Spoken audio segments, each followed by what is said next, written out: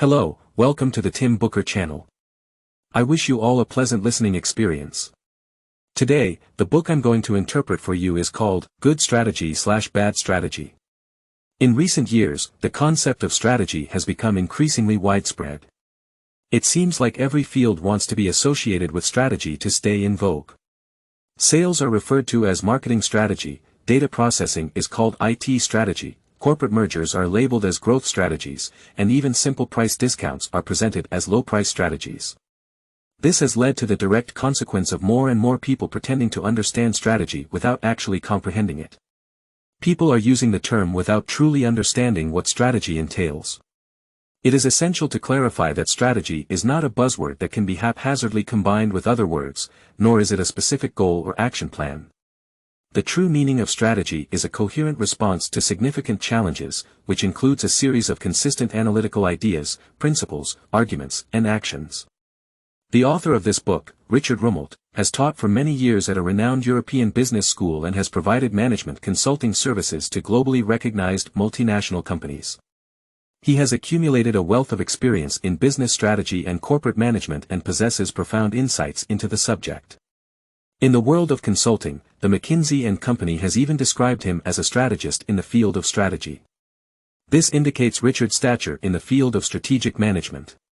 In his many years of consulting work, Richard found that good strategies are not common, they are rare and elusive. Many corporate leaders claim to have strategies, but in reality, it's often a falsehood.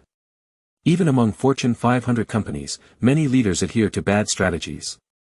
They tend to evade the troublesome key issues and attempt to cover up the fact that their strategies fundamentally fail to address real-world problems by stating lofty goals, visions, and values.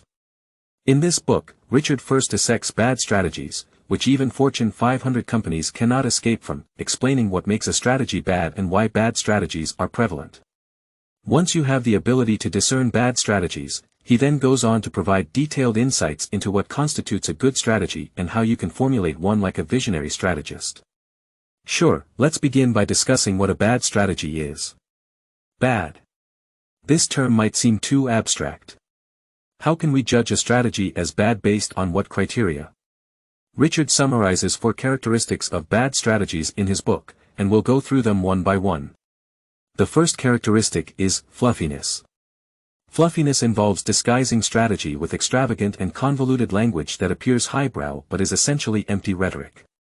For instance, consider a retail bank like IKEA, whose strategic memorandum might include a sentence like this: "Our basic strategy is to act as an intermediary centered around the customer."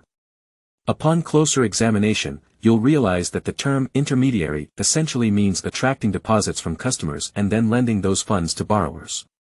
This statement is nothing but smoke and mirrors. It's simply stating the obvious, that their basic strategy is to operate as a bank. A truly high-level strategy should simplify complexity, making complex concepts easy to understand. These bad strategies, on the other hand, forcefully introduce unnecessary complexity while attempting to cover up the absence of substance. The second characteristic of a bad strategy is failure to identify challenges accurately. For a business like IKEA, a strategy should be a tool to navigate difficulties and address challenges effectively. However, bad strategies fail to pinpoint real challenges. Even when seemingly working diligently, they achieve nothing substantial and may even put the company in jeopardy. For instance, consider Lehman Brothers, once a prominent investment bank on Wall Street, dominating the mortgage bond market for 40 consecutive years. In 2006, signs of trouble began to emerge in the market. The housing price surge suddenly halted, and the Federal Reserve's interest rate hikes left many mortgage borrowers unable to repay their loans, leading to a rising number of foreclosures. In response to this situation, Lehman Brothers' strategy was to maintain a growth rate higher than their competitors and continue seizing market share. In essence, this meant taking on more risk by accepting high-risk loan applications rejected by other banks. This strategy clearly failed to accurately identify the challenge. It was a reckless, bad strategy. At that time, the market couldn't bear the immense risk posed by the massive issuance of mortgage bonds, and the risk of a collapse was imminent. Adopting a strategy to reduce risk would have been the wise choice. However, Lehman Brothers' strategic blunder led to the downfall of this 158-year-old investment bank. Now, let's take a look at the third characteristic of bad strategies. Mistaking objectives for strategy. Many bad strategies only consist of vague and grandiose visions and thrilling profit figures without specific plans to overcome challenges. Such strategies also fall into the category of bad strategies. For example, a company's strategic plan might state that their market share should reach 40% in the next 3 to 5 years. This might seem like a reasonable business objective and a short-term goal for the company's efforts. However, this is not a good strategy because it doesn't specify the means to expand market share. None of the company's departments would know what actions to take to achieve this 40% goal. Achieving this objective might require innovation in products, expansion into new marketing channels, organizational restructuring, or a deep analysis of changes in the competitive environment. Company resources are limited, and the value of a strategy lies in its ability to identify the most effective path and focus the company's resources in that direction. Without this clarity, even the most appealing objectives are useless. The final characteristic of bad strategies is poorly defined strategic objectives. While strategy itself isn't an objective, various specific objectives are still necessary during the strategy execution process. If we liken strategy to a chess game, these objectives are the moves that guide the overall game plan. A good strategy should have essential, prioritized, and leading objectives, as well as stimulating supporting objectives. However, in many bad strategies, the strategic objectives are often disorganized and lack priority. For example, some companies have a lengthy list of objectives and plans proposed by different departments, including goals like developing new product lines, increasing sales volume, improving the return on investment for assets, and establishing closer ties with local governments. Such a long and disorganized list of strategic objectives is a typical characteristic of a bad strategy. So, what kind of strategic objectives do we need? First, every objective must be necessary, otherwise, it's a waste of resources. Second, strategic objectives should distinguish between primary and secondary objectives. Resources and efforts should be concentrated on one or a few critical objectives because the results achieved from these key objectives can far outweigh any minor objectives. To summarize the 4 characteristics of bad strategies. 1. Fluffiness, lacking substance and clarity. 2. Failure to identify challenges accurately, inability to recognize real challenges. 3. Mistaking objectives for strategy, objectives without clear plans. 4. Poorly defined strategic objectives, disorganized and unprioritized objectives. If a strategy exhibits one or more of these characteristics, you can be sure it's a bad strategy. So why are bad strategies so prevalent? Specifically, the widespread existence of bad strategies can be attributed to 3 reasons. The first reason is the pain and difficulty of making choices. Resources are scarce, and limited resources can only be used to achieve limited objectives. The challenge in crafting a strategy lies in the careful consideration of trade-offs and choices, weighing the pros and cons. This means that when you choose one path, you inevitably abandon other options. These discarded strategies are often the result of thoughtful deliberation, and they may even have the support of the majority of top executives. When leaders are unwilling or unable to make choices between conflicting values and stakeholders, bad strategies emerge. The second reason for the prevalence of bad strategies is the temptation of strategic templates. The market is flooded with various management theories and tools that teach how to set missions, visions, strategies, and objectives. From small boutique clothing stores by the roadside to high-tech companies in upscale office buildings, everyone is inclined to use these templates for strategy development. These templates require minimal effort in analyzing real challenges and opportunities.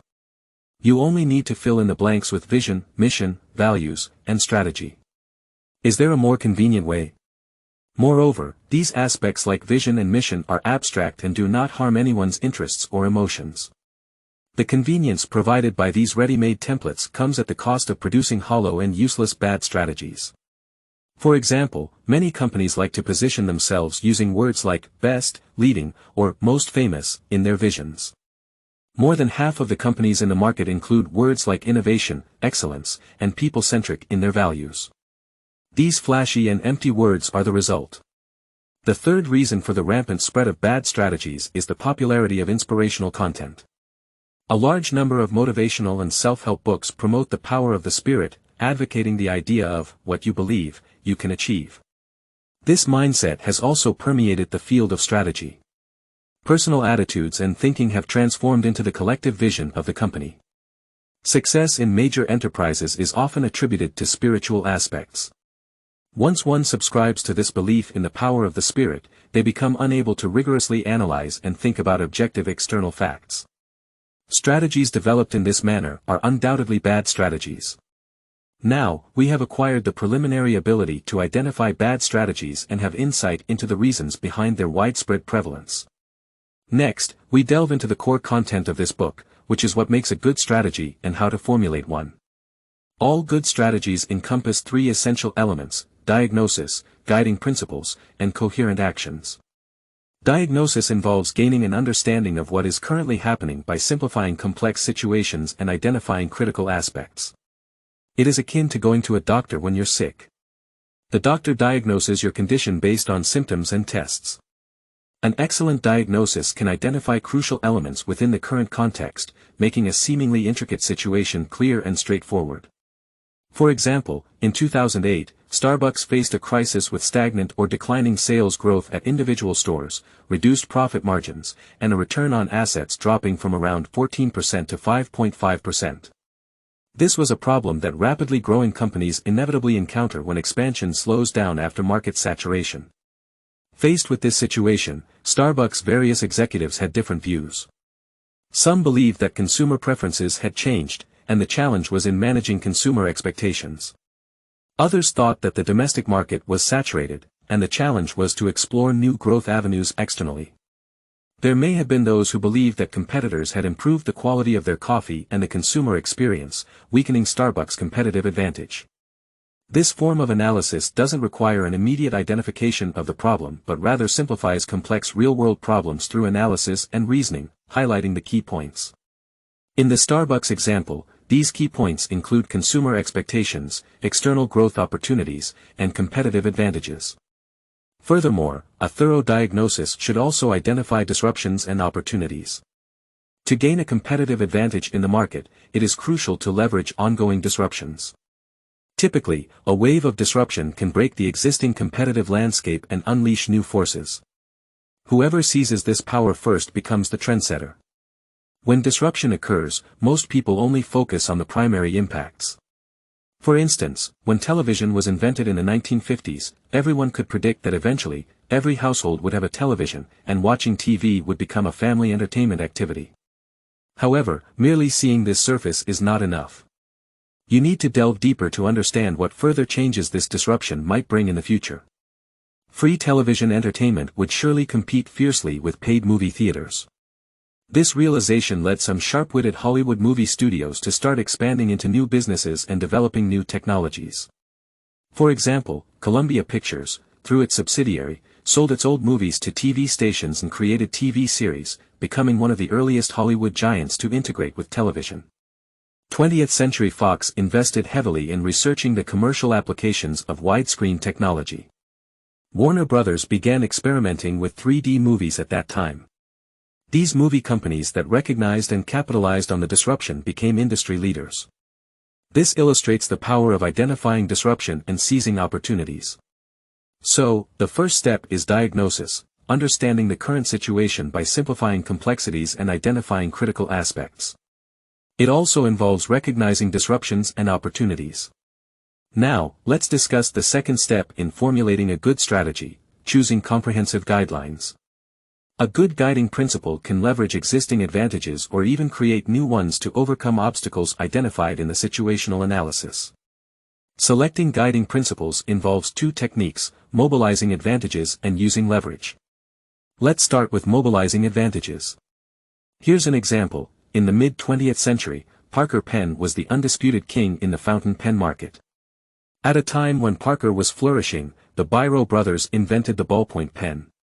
Compared to fountain pens, ballpoint pens were cheaper and more convenient, quickly gaining popularity.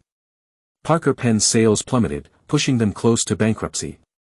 In this challenging situation, Mark Lee, the senior executive of Parker in Europe, undertook the task of rebranding Parker pens. On the one hand, he reduced the production of Parker pens and increased their selling prices by 30%. Simultaneously, he allocated more budget to advertising and portrayed Parker pens as symbols of social status. Parker pens were traditionally known for their craftsmanship and high quality, making them expensive. It was evident they couldn't compete with ballpoint pens in terms of price. Therefore, Parker decided to leverage the advantages of high quality and prestige to counteract the affordability and accessibility of ballpoint pens. By adopting this positioning, Parker became a global leader in high-quality writing instruments. This illustrates the technique of mobilizing advantages to excel in challenging situations. Next, let's explore the second technique, using leverage. You've probably heard Archimedes saying, "Give me a lever long enough and a fulcrum on which to place it, and I shall move the world." When selecting guiding principles, if you can cleverly find a fulcrum and concentrate your efforts on it, even a small force can generate a significant impact. This amplifies the efficiency of resource utilization or action. Japanese convenience store chain 7-Eleven is adept at utilizing leverage in its strategy. They recognize that Japanese consumers had diverse tastes and liked to try new things. In soft drinks alone, Japan had over 200 brands, with many new ones emerging every week. 7-Eleven identified consumer preferences as a crucial fulcrum for their strategy. To leverage this, they established an information collection system to gather information about consumer preferences from store managers and employees. This enabled them to quickly purchase or produce products based on consumer preferences. You see, once you find a crucial fulcrum, your strategy can have a remarkable leveraging effect. Now, we move on to the final step in formulating a good strategy, designing coherent action plans. To create a closely connected and interlocking system, we can look at IKEA's strategy as a prime example. In the design and production phase, IKEA has an exceptional team of designers overseeing product design, style, and materials. They maintain control over these core technologies while outsourcing the actual production process. This ensures the uniqueness of their product designs while providing them at affordable prices. In the sales phase, if you've ever shopped at an IKEA store, you'll notice there are no enthusiastic salespeople pushing products. The in-store experience is the advertisement. IKEA's self-service shopping model is a result of their confidence in quality and pricing established in the previous design and production phase. This self-service shopping model is consistent with the brand's image. In the societal phase, if you've ever purchased large pieces of furniture from IKEA, you know that you have to assemble them yourself. This assembly method significantly reduces transportation and inventory costs, allowing customers to transport furniture themselves. This approach aligns with the self-service shopping model and is closely related to IKEA's choice of suburban factory locations, ample inventory, and parking spaces. Additionally, IKEA has its global logistics system, ensuring warehouses are consistently stocked. As you can see, from design and retail to logistics, many of IKEA's strategies are interconnected, creating internal coherence. Competitors attempting to replicate just one or a few of these strategies can't seize IKEA's business. It's the synergy between these actions that has made IKEA's unique strategy unreplicable for over 50 years. Alright, we've covered the core elements of a good strategy and the 3 steps in formulating one. Let's briefly recap. A good strategy is based on well-founded and coherent activities. All good strategies comprise 3 core elements: situational analysis, guiding principles, and coherent actions. The corresponding method for formulating a good strategy also involves 3 steps. 1. Analyze the situation, understand what's happening currently. This step requires simplifying problems, highlighting key points, and having a keen eye for recognizing change and opportunities. 2. Select comprehensive guiding principles, flexibly use techniques such as mobilizing advantages or using leverage to choose guiding principles that align with your strategy. 3. Design coherent action plans, carefully design each strategic element to ensure they work closely together. While the author's points and examples in this book are primarily based on business strategy, the core concepts revolve around strategic thinking and strategic capabilities. With the ability to see through appearances, recognize the essence, identify changes keenly, and build integrated systems, you can become a strategist in your field. So, that's about it for this book. Although the author's insights and examples are based on business strategy, the core principles can be applied to various domains. Congratulations on finishing another book. Thank you all for your support and attention. Please subscribe to the Tim Booker channel, like, and share this valuable knowledge with your friends. Let's combine wisdom with practice to achieve our financial goals and create a better future. Thank you, goodbye.